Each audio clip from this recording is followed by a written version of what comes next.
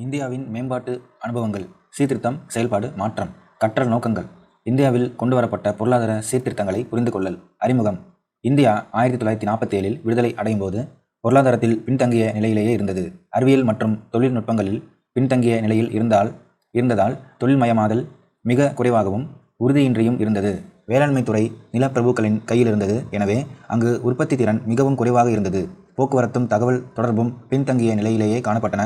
கல்வியும் சுகாதார வசதிகளும் போதுமானதாக இல்லை. மேலும் சமூக பாதுகாப்பு நடவடிக்கைகள் கானல் நீராகவே இருந்தன.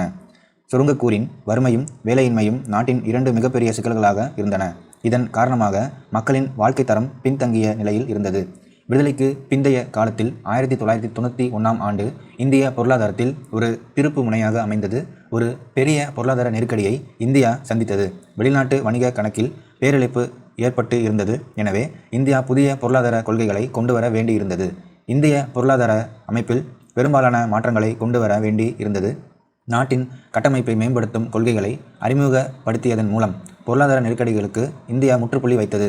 இந்த கொள்கைகள் தொழிற்சாலை, வணிகம், நிதி, வேளாண்மை முதலான பொருளாதாரத்தின் பல துறைகளில் பலவீனத்தையும் முட்டுக்கட்டையாக இருந்த கடுமையான தடைகளை மாற்றுவதையும் முக்கியமான நோக்கமாக கொண்டிருந்தன. தாராளமயமாதல், தனியார் மயமாதல், உலகமயமாதல் என்பதன் பொருள். எல்பிஜி. தாராளமயம், தனியார்மயம், உலகமயமாதல் எனும் கருத்துக்கள் புதிய பொருளாதார கொள்கையின் 3 முக்கியமான தூண்களாக இருந்தன. தாராளமயமாக்குதல், லிபரலைசேஷன், தொழில்துறை மீது அரசு கட்டுப்பாடுகளை எல்லா நிலைகளிலும் நீக்குவதையோ தளர்த்துவதையோ குறிக்கும். உரிமங்கள், கட்டுப்பாடுகள், நெறிப்படுத்துதல் ஆகியவற்றை நீக்குதல். சலுகைகள், ஊக்கத்தொகைகள் வழங்குதல், தொழில்துறைக்கு நிதி நிறுவனங்களின் அதிக பங்களிப்பு போன்றவை தாராளமயமாக்குதலின் அம்சங்களாகும். தாராளமயமாக்குதலின் தாக்கம். நேர்விளைவுகள். வெளிநாட்டு முதலீடு அதிகரிப்பு, உற்பத்தி அதிகரிப்பு, தொழில்நுட்ப வளர்ச்சி மேம்பாடு, ஜிடிபி வளர்ச்சி வீதம் அதிகரிப்பு, வேலையின்மை அதிகரிப்பு, வரி வரவு குறைவு ஆகும். தனியார் மயமாக்குதல் என்பது பொதுத்துறையின் நிர்வாகத்தையும் உரிமையையும் தனியாருக்கு மாற்றுவதை குறிக்கும். அரசின் நாட்டுடைமையாக்குதலின்மை, அரசு முதலீடுகள் குறைப்பு, பொதுத்துறை நிறுவனங்களை தனியார் துறைக்கு மாற்றி அமைத்தல் ஆகியவையே தனியார் மயமாதலின் உட்கருத்து ஆகும். உலகமயமாக்குதல், குளோபலைசேஷன், உள்நாட்டு அதாவது இந்திய பொருளாதாரத்தையும் ஏனைய உலக பொருளாதாரத்தையும் இணைப்பது உலகமயமாதல் எனப்படும். சுங்கவரி குறைப்பு, சுங்கவரி தவிர்ப்பு ஆகிய செயல்பாடுகளின் மூலம் இறக்குமதியை எளிமைப்படுத்துதல், வெளிநாட்டு நேரடி முதலீடு எஃப்டிஐ, வெளிநாட்டு தொகுப்பு முதலீடுகளுக்கான எஃபிஐ கதவுகளை திறந்து வைப்பது முதலான ஒரு சில நடவடிக்கைகள் உலகமயமாக்குதலின் அளவீடுகள் ஆகும். நேர் விளைவுகள். அங்காடி விரிவாக்கம், உள்கட்டமைப்பு வளர்ச்சி, உயர்ந்த வாழ்க்கை தரம், பன்னாட்டு ஒத்துழைப்பு.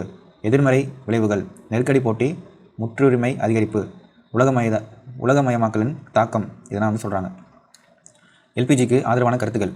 இந்தியாவில் பொருளாதார நடவடிக்கைகளை எளிதாக துவங்க இயலாத அளவுக்கு கட்டுப்பாடுகள் இருந்தன. அரசு உரிமை கொள்கைகளை சற்றே தளர்த்துவது அவசியமாக இருந்தது. பொருளாதார வளர்ச்சியில் தனியார் துறைக்கு போதுமான வாய்ப்புகள் வழங்கப்படவில்லை என்ற கருதப்பட்டதால் தனியார் மயமாதல் அவசியமானது. வளர்ச்சி குன்றிய நாடுகளின் உதவியின்றி வளர்ந்த நாடுகள் மேலும் வளர முடியாது. இதற்கு உலகமயமாதல் அவசியமாகிறது. வளரும் நாடுகளின் இயற்கை வளங்கள், மனித வளங்கள் முழுவதையும் வளர்ந்த நாடுகள் சுரண்டிக் கொள்கின்றன.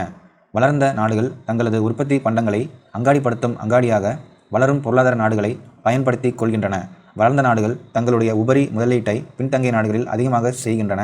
பழைய வழக்கொழிந்த தொழில்நுட்பங்களை வளர்ச்சி குன்றிய நாடுகளுக்கு விற்பதன் மூலம் வளர்ந்த நாடுகள் முன்னேறுகின்றன. முடிவாக பணக்கார நாடுகள் வளரும் நாடுகளின் பொருளாதாரத்தினால் மேலும் வளர்கின்றன. எல்பிஜிவிற்கு எதிரான கருத்துக்கள். தாராளமயமாக்கும் கொள்கை வெளிநாட்டில் உள்ள பெரிய நிறுவனங்களுக்கு வசதியாகிவிட்டது. வெளிநாட்டு பெரிய நிறுவனங்களை எதிர்க்க இயலாத உள்நாட்டு நிறுவனங்கள் பாதிப்பிற்குள்ளாயின. தனியார் மயமாக்குதல் பெரிய நிறுவனங்களின் முற்றுரிமை சக்தியினை வளர்க்கும் என்ற வாதம் உள்ளது. ஆதிக்கம் நிறைந்த நிறுவனங்கள் மட்டுமே தொழிலில் நீடித்திருக்க முடியும். இதில் சமூக நீதியை எதிர்பார்க்கவோ நிலைநாட்டவோ முடியாது. எனவே மக்களிடையேயும் வட்டார அளவிலும் வேறுபாடுகள் அதிகரித்து வருகின்றன. உலகமயமாக்குதல் அனைத்து நாடுகளையும் ஒன்றிணைத்து ஒரே குடையின் கீழ் கொண்டு வந்தது. உலகமயமானது பொருளாதார சக்திகளை உலக அளவில் மறுபகிர்வு செய்ய வழிவகை செய்கிறது. ஏற்கனவே வளர்ந்த நாடுகள் மேலும் வளர்ந்தன. வளர்ச்சி குறைந்த நாடுகளின் நலன்கள் புறக்கணிக்கப்பட்டன. வளர்ந்த நாடுகளின் பொருளாதார சிக்கல்கள் வணிகத்தின் வாயிலாக வளரும் நாடுகளுக்கு பரவின. 1991ஆம் ஆண்டிற்கு பின்னர் இந்தியாவில் ஏற்பட்ட மாற்றங்கள். வெளிநாட்டு செலவணியின் கையிருப்பு அதிகரிக்க துவங்கியது. தொழில்மயமாதல் விரைவாக நடைபெற்றது. நுகர்வு முறை மேம்பட துவங்கியுள்ளது. விரைவு நெடுஞ்சாலைகள், மெட்ரோ ரயில், மேம்பாலங்கள், விமான நிலையங்கள் முதலான உள்கட்டமைப்பு வசதிகள் பெருகி வருகின்றன. இந்த வசதிகள் ஏழைகளுக்கு எட்டவில்லை. சில துறைகளின் வளர்ச்சியின் பலன்கள் சமுதாயத்தில் விளிம்பு நிலை மக்களுக்கு சென்றடையவில்லை. தவிர சமூக, பொருளாதார, அரசியல், மக்கட்தொகை தொகை சுற்றுச்சூழல் சிக்கல்களை, அறைகூவல்களை அவை தோற்றுவிக்கின்றன. துறைகளின் முன்னேற்றம் நன்மைகளை கொண்டு வருகிறது. ஆனால் அது எந்த பிரிவினரை சென்றடைகிறது என்பது சமூக பொருளாதார நிலையை சார்ந்தது. இந்திய பொருளாதாரத்தில் இத்தகைய அனைத்து முயற்சிகள் மேற்கொள்ளப்பட்ட போதும் வறுமை, வேலையின்மை, பேதங்காட்டுதல், சமுதாய புறக்கணிப்புகள், வளம் குன்றிய நிலை, பின்தங்கிய பொருளாதாரம், பணவீக்கம் அதிகரித்தல், வேலையின்மையில் தேக்கம், உணவு பாதுகாப்பின்மை மற்றும் தொழிலாளர்கள் இடப்பெயர்ச்சி ஆகிய அடிப்படை பொருளியல் சிக்கல்களை பெருமளவு இந்திய மக்கள் எதிர்கொள்கின்றனர். இவற்றிற்கு அரசின் கொள்கைகளை மட்டுமே குறை கூறக்கூடாது. தனி மனிதர்களின் மதிப்பீடுகள், நம்பிக்கைகள், விதிமுறைகள் ஆகியவையும் காரணம் என புதிய நிறுவன பொருளியல் அறிஞர்கள் கருதுகின்றனர். முதலீட்டு விலக்கல் டிஸ்இன்வெஸ்ட்மெண்ட். முதலீட்டு விலக்கல் என்பது பொதுத்துறை நிறுவனங்களின் பங்குகளை பிற தனியார் நிறுவனங்கள் அல்லது வங்கிகளுக்கு விற்பது. முதலீட்டு விலக்கம் முழுவதுமாக நடைமுறைப்படுத்தப்படவில்லை. இந்திய பொருளாதாரத்தின் நிலைமை. குறிப்பிட்ட காலத்தில் இந்திய பொருளாதாரத்தின் நிலைமை இங்கு சுருக்கமாக குறிப்பிடுகிறது. ஆனாலும் மாற்றங்கள் தவிர்க்கப்பட முடியாதவை. 2014 இந்தியாவோட வளர்ச்சி 5.6 இருக்கிறது. என்னன்னா ஜிடிபி வளர்ச்சி முன்னறிவிப்புகள். 2015 இந்தியாவோட வளர்ச்சி 6.4 இருக்குது. 2016 7.0 இருக்குது. 2017 7.1 அளவில் ஜிடிபி வளர்ச்சி முன்னறிவிப்புகள் இந்தியாவோடது இருக்குது. பன்னாட்டு பண நிதியத்தின் IMF கணிப்புப்படி 2016 இந்தியாவின் உள்நாட்டு மொத்த உற்பத்தியின் ஜிடிபி அளவு நடப்பு விலையில் 2251 பில்லியன் அமெரிக்க டாலராக இருந்தது. நாணய மாற்று வீதத்தின் அடிப்படையில் உலக மொத்த ஜிடிபி மதிப்பில் இந்தியாவின் பங்கு 2.99 விழுக்காடு ஆகும். ஆனாலும் இந்தியா உலக மக்கள் தொகையில் சுமார் 17.5% உலக நிலப்பரப்பில் 2.4% கொண்டுள்ளது. 2016 உலக அளவில் பொருளாதார நிலையில் 7வது இடத்தில் இந்தியா உள்ளது. ஆசியா நாடுகளில் மொத்த உற்பத்தியில் சீனா, ஜப்பான் ஆகிய நாடுகளுக்கு அடுத்து இந்தியா 3வது இடத்தில் உள்ளது. 2016 மொத்த ஆசியாவின் ஜிடிபி அளவில் 8.50 விழுக்காடு இந்தியாவின் பங்காக உள்ளது. தொழில்துறை சீர்திருத்தங்கள். புதிய தொழில் கொள்கையை ஜூலை 24, 1991 ஆண்டில் பாரத பிரதமர் அறிவித்தார். புதிய கொள்கை தொழில்துறையில் கணிசமாக கட்டுப்பாடுகளை தளர்த்தியது.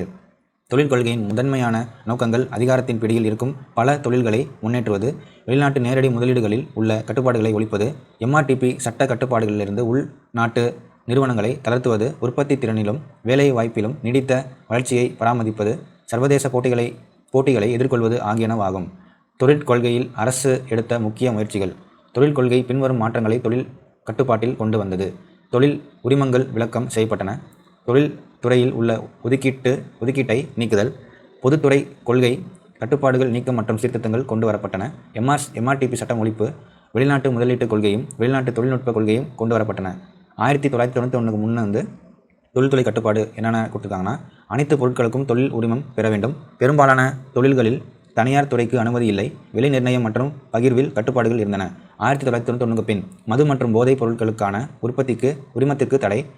பாதுகாப்பு, அணு ஆற்றல், ரயில்வே ஆகியவை பொதுத்துறையில் இருக்கும் பெரிய அளவிலான தனியார்மயமாதல், முதலீட்டை திரும்ப பெறுதல் போன்ற நடவடிக்கைகள். விலையை நிர்ணயிக்க அங்காடிகளுக்கு அனுமதி. தொழில் உரிமம் விலக்களித்தல். 1991 ஆண்டில் புதிய தொழில் கொள்கையின் மிக முக்கியமான கருத்து என்னவெனில், தொழிலினுக்கு உரிமம் பெறுவதிலிருந்து விலக்களித்தல் மற்றும் சிவப்பு நாடா முறையை முடிவுக்கு கொண்டு வருவதும். தொழில் உரிம கொள்கையின் கீழ் தனியார் துறை தொழில் துவங்க உரிமம் பெற வேண்டி இருந்தது. தொழில்துறையில் உள்ள ஒதுக்கீட்டை நீக்குதல். முன்னதாக மூலதன தொழிற்சாலைகளும் முக்கியமான தொழிற்சாலைகளும் பொதுத்துறைக்கென ஒதுக்கப்பட்டன. தற்போது தொழில் கட்டுப்பாடுகள் நீக்கப்பட்டு பெரும்பாலான தொழில்கள் தனியார் துறைக்கு திறந்துவிடப்பட்டன. புதிய தொழிற்கொள்கையின் கீழ் அணுசக்தி, சுரங்கம், ரயில்வே ஆகிய 3 துறைகள் மட்டுமே பொதுத்துறைக்கு ஒதுக்கீடு செய்யப்பட்டன. இந்த 3 துறை தவிர ஏனைய துறைகள் தனியார் துறைக்கு திறந்துவிடப்பட்டன. பொதுத்துறை தொடர்பான சீர்திருத்தங்கள். பொதுத்துறை சீர்திருத்தங்கள் என்பது திறமையாக இயங்கும் நிறுவனங்களுக்கு தன்னாட்சி வழங்குவதாகும். பொதுத்துறையில் எந்தெந்த துறைகளுக்கு முக்கியத்துவம் அளிக்க வேண்டும் என்பதை அரசு அடையாளம் காண்கிறது. தனது முதலீட்டு குறைப்பு கொள்கை மூலம் பொதுத்துறையை மாற்றி அமைக்கிறது. நட்டத்தில் இயங்கும் பொதுத்துறை நிறுவனங்களை தனியாரிடம் ஒப்படைக்க வழிவகுக்கப்பட்டுள்ளது. முற்றுரிமை வாணிப கட்டுப்பாட்டு சட்டத்தை MRTP ஒழித்தல். 1991 ஆண்டை புதிய தொழிற்கொள்கை முற்றுரிமை வாணிப கட்டுப்பாட்டு சட்டத்தை அகற்றியது. 2010 போட்டிக்குழு ஏற்படுத்தப்பட்டது. இது பொருளாதார போட்டி நடைமுறைகளை கண்காணிக்கும். இக்கொள்கை தனியார் துறையில் போட்டியை ஏற்படுத்தவும் குறித்த எண்ணிக்கையிலான வெளிநாட்டு நிறுவனங்களை ஈர்க்கவும் செய்தது. வெளிநாட்டு முதலீட்டுக் கொள்கை. பொருளாதார சீர்திருத்தத்தின் மற்றொரு முக்கியமான கருத்து வெளிநாட்டு முதலீட்டிற்கும் வெளிநாட்டு தொழில்நுட்பத்திற்கும் சிவப்பு கம்பள வரவேற்பு தருவதாகும். இந்த நடவடிக்கை நாட்டில் தொழில்துறையில் போட்டியை ஏற்படுத்தி வணிக சூழலை மேம்படுத்தியுள்ளது. வெளிநாட்டு நேரடி முதலீடு FDI மற்றும் வெளிநாட்டு தொகுப்பு முதலீடு FPI ஆகியவற்றிற்கு இலகுவான வழி திறந்து விடப்பட்டது. 1991ஆம் ஆண்டில் சில உயர் தொழில்நுட்பமும் மற்றும் பேரளவு முதலீடும் தேவைப்படும் முக்கிய தொழிற்சாலைகளுக்கு அனுமதி அளிக்கப்பட்டது. இதில் 51 விழுக்காடு பங்குகள் வரை வெளிநாட்டு நேரடி முதலீடு செய்ய அனுமதிக்கப்பட்டது. இதன் அளவு பல நிறுவனங்களுக்கு 74 விழுக்காடாகவும் பின்னர் 100 விழுக்காடாகவும் மாற்றி அமைக்கப்பட்டது. இதனால் பல புதிய நிறுவனங்கள் இந்த பட்டியலில் சேர்ந்துள்ளன. தேர்ந்தெடுக்கப்பட்ட பகுதிகளில் நேரடி வெளிநாட்டு முதலீடு செய்ய பன்னாட்டு நிறுவனங்களுடன் தொடர்பு கொள்ளவும் வெளிநாட்டு முதலீட்டை ஊக்குவிக்கவும் வெளிநாட்டு முதலீடு ஊக்குவிப்பு வாரியம் FIPB அமைக்கப்பட்டது. வேளாண் துறையில் சீர்திருத்தங்களின் தாக்கம். பொருளாதார சீர்திருத்த நடவடிக்கைகளின் தொடக்கத்திலிருந்தே இந்திய பொருளாதாரம் தொழில்துறையிலும் பணிகள் துறைகளிலும் ஒரு குறிப்பிடத்தக்க வளர்ச்சியை அடைந்துள்ளது. இருந்தாலும் இவ்வளர்ச்சி வேளாண் துறை வளர்ச்சியை தடை செய்தது. 1984 முதல் 85ஆம் ஆண்டில் 3.62 விழுக்காடாக இருந்த வளர்ச்சி 1995 முதல் 96 முதல் மற்றும் 2004 முதல் 5ஆம் ஆண்டு வரை 1.97 விழுக்காடாக குறைந்தது. வேளாண் துறையில் விளைச்சலிலும் உற்பத்தி திறனிலும் ஒரு பெரிய இடைவெளியை பதிவு செய்துள்ளது. இதனால் பயிரிடுதலுக்கு உழவர்கள் இடம்பெயர்ந்தனர். மேலும் கடன் சூழல்களால் பல்வேறு வேளாண் குடும்பங்கள் வறுமைக்கும் தற்கொலை போன்ற கொடூர முடிவுகளை கையிலெடுக்கும் நிலைமைக்கும் தள்ளப்பட்டுள்ளனர். பயிர் காப்பீடு. இந்தியாவில் வேளாண் துறை வெள்ளத்தாலும் வறட்சியாலும் அதிகம் பாதிக்கப்படுகின்றது. இயற்கை சீற்றங்களிலிருந்து வேளாண் மக்களை பாதுகாத்து அடுத்த பருவத்திற்கு தயார் செய்வதற்காக மத்திய அரசு பல்வேறு வேளாண் திட்டங்களை கொண்டு வந்தது.